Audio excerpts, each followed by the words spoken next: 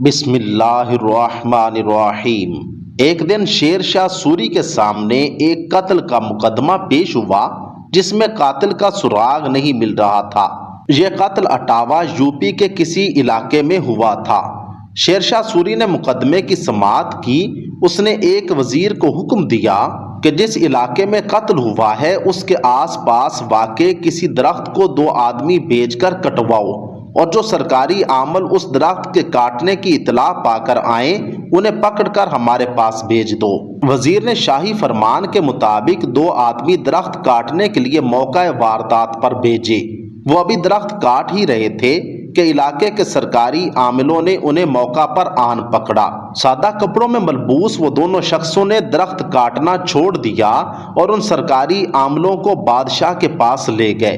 بادشاہ نے ان سے دریافت کیا کہ تمہیں درخت کٹنے کی خبر تو ہو گئی، لیکن ایک انسان کی گردن کٹ گئی اور تم اس سے بے خبر رہے۔ میں اسے تسلیم کرنے کے لیے تیار نہیں۔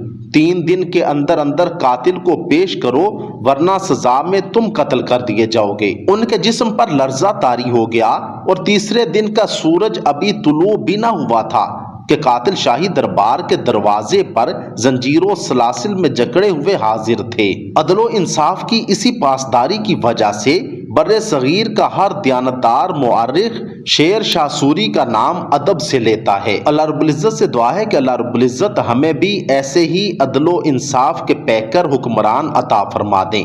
کمنٹ سیکشن میں آمین ضرور لکھیے گا۔